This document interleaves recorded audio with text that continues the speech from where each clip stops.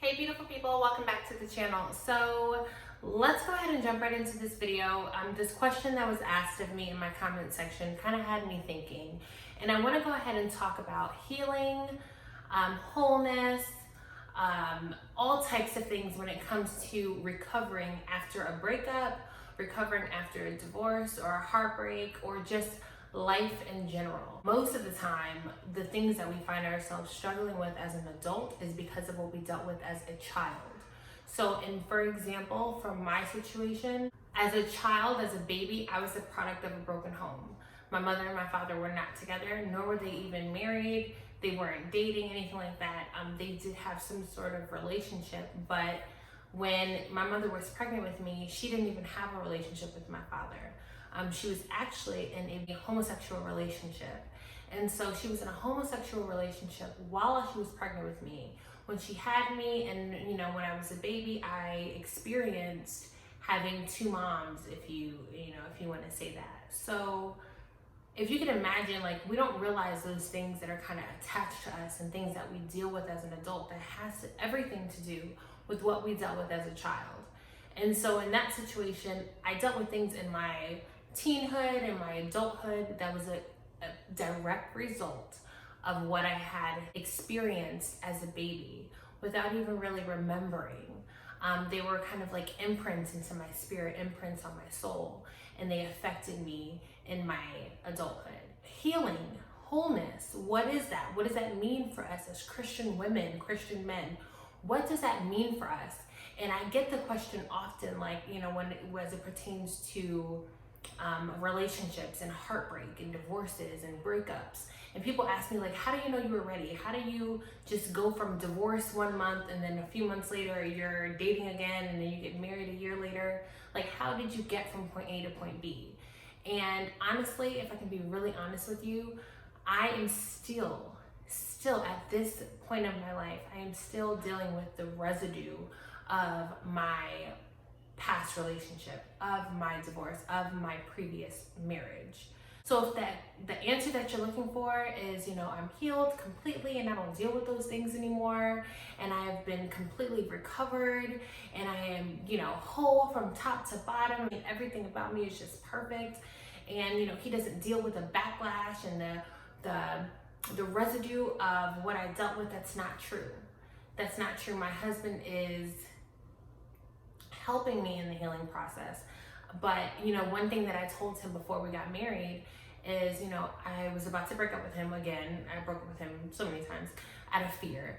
And so I was telling him hey, I don't know if I'm ready for marriage, mainly because I have things to work on. The Lord is showing me things that are inside of me that I don't really like, and I don't want to bring you into a situation that is not whole. I'm not whole. I kept telling him I'm not whole, I'm just messy and I have so much baggage, and I was just running from him, and I was afraid because I did not think that I was good enough. I didn't think I was well. I thought I was just broken, and I did not think that I was ready. And something he told me, he said, Fagan, I'm not gonna rush you and I'm not gonna put pressure on you. He said, but honestly, I'm gonna tell you, he said, you would be surprised how much healing you're looking for, or how much healing is in a marriage, how much of the healing that you're looking for is hidden within being with someone, being in a marriage. And I heard what he said and I kind of understood it, but it wasn't until after we got married that I realized what that meant. Honestly, it wasn't until we got engaged that I realized what that meant. Most of the things that I felt were being healed inside of me were a result of my marriage to Ralph. It was him showing me things, but not even on purpose, just in conversation, and showing me the broken pieces that I had. The fact that I would not allow him to love me, that was showing me something huge. I did not think that I was eligible, qualified to be loved the way he was loving me. And I realized Fagan, you thought that you were receiving love all these years from these people, but you were not. And this is real love. And this is a godly love. This is a love that the Lord gives you. He showed me through his actions, through just him loving me, through just being my fiance, being my husband, It was showing me how to receive love. And if I had never married him, if I had never dated him, if we never went courting, I would have never received that. I would have never learned that. I believe that the Lord was using him to help me heal. And I don't even think he realized how much he contributed to my healing. And so I say that to say, if you are dealing with things that are broken and God is showing you, God is showing you things that you just do not like, and you're experiencing all of these, challenges in life, like, oh my gosh, why am I still dealing with this? Like, the Lord will constantly show you if you are open to receiving it. And it's not to make you feel bad. It's to open your eyes to the issues so that you can get them fixed. Once your eyes are open to them, then you're more aware. You're more aware of these issues and these problems and these strongholds in your life. If you're finding yourself just frustrated, when I first got married, I was so frustrated. I felt like every other day there was a new thing that the Lord was showing me about myself. Not my husband. My husband wasn't showing me anything. You never want to be with somebody who points the finger at you, who says, this is a problem, that's a problem, I don't like when you do that, that's ugly. Like, you don't want that, because that's the enemy. The enemy does that. God doesn't do that to you. He opens your eyes and says, look at this, honey. Look at this, daughter. Look at this, sweetheart. Let's explore this. And so my husband's love and action, sorry guys, that's my oven. My husband's love and his actions were showing me. Our conversations, our interactions, just him being in my life was showing me, man, Lord, I have some things to work on. My husband is so humble and he's so mild-mannered, and he's just not judgmental. You can literally sit there and do something blatantly wrong in front of him and he will not judge you. It's just not in him to be like that. And I believe it's because of all the time he spent in the Word, and it's changed him from the inside out. Just watching him and seeing how he is, it had me like, man, what is wrong with me? I want to be like that. I have a tendency to be judgmental, and I have a tendency to be kind of knee-jerk and brash and, a lot, and so it was just showing me. And so I found myself really dealing with every other day, something was being shown to me, something was showing me about myself, lust, things that I didn't even think I would deal with as a married woman. That stuff does not just go away because you get married, or that stuff is not expected to not be there because you're married. God knows you and he loves you, and he just wants you to be better. And I don't think that better is perfect. It's not, he wants you to be better.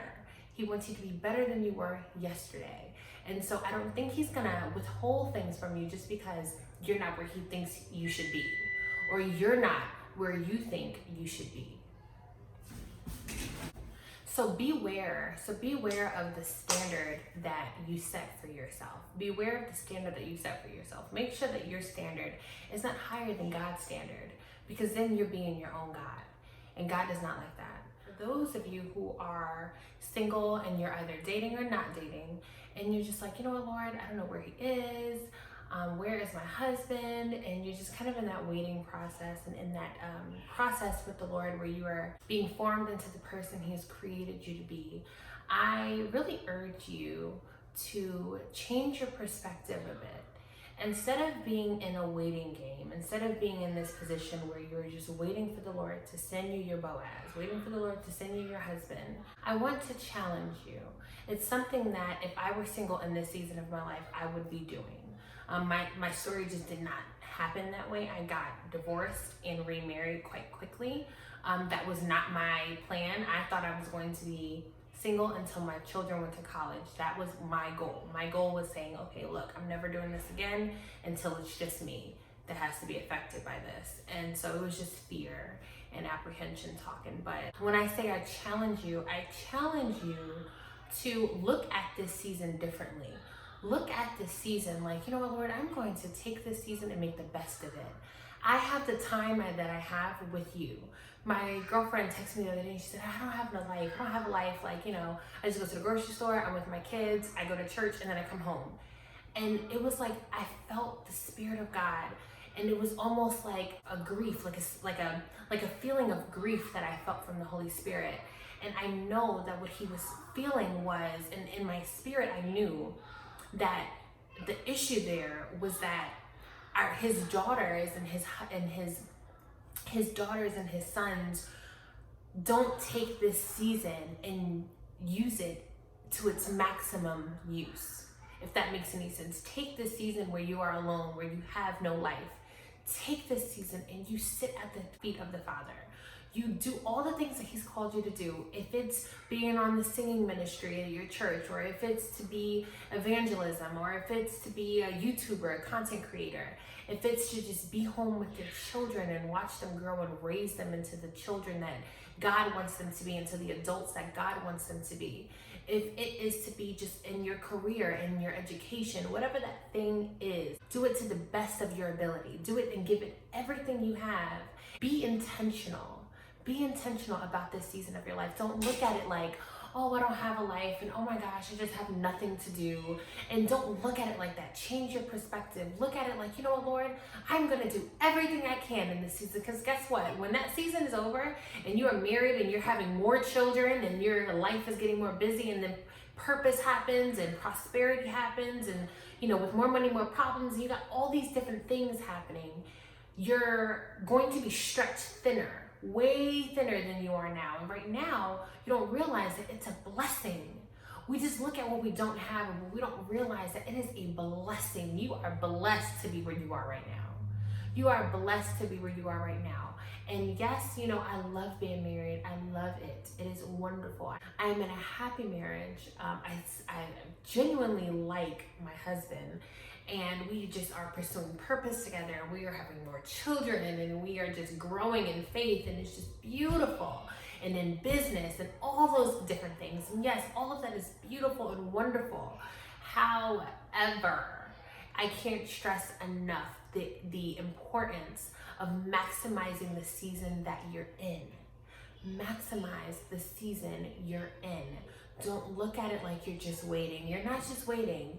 You are preparing. And not just preparing for your husband. You are preparing for the moment Jesus calls you home. You want to be able to say, hey, I maximized my time.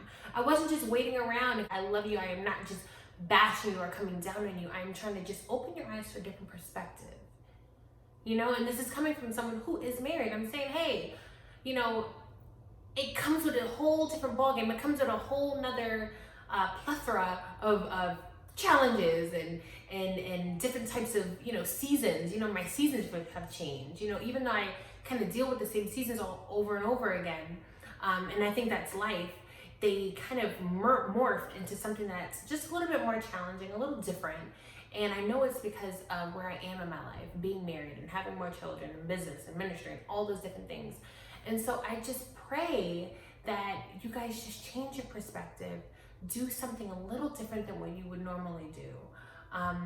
Sit at the feet of the Father, go to him about everything, and don't just use this season as a season of waiting, but use this season as a season of healing. Use this season as a season of getting better than what you were in the last season. I love you guys, and I hope I wasn't talking too fast. I was just trying to get through this because I do have to be mommy right now, and dinner's in the oven and all that stuff. Go ahead and subscribe to this channel. I'm giving you guys more content on a weekly basis.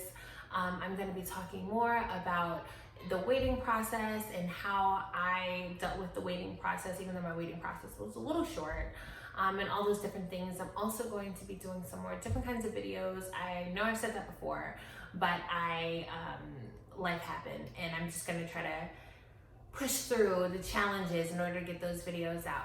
Tap the red button below to subscribe. Also tap the notification bell so you can be notified every time I upload a new video. I'm going to be changing my uploading schedule. I'm going to be uploading twice a week. I've done that before, but I'm going to be more consistent. So I'm going to be uploading twice a week. So tap the bell so that you can be notified as soon as I upload, and that you'll be kind of abreast to what life changes and things that I'm going through, and then things that I'm also learning, being able to help you guys with what I'm learning. For anybody who is interested, I do attend Lionheart Church International in Austell, Georgia. A few of you have reached out to the church. It's awesome. I'm hopeful that you guys are receiving everything you need through the ministry. The link is below as well. And I will see you guys in the next video. I love you. Mwah. Bye.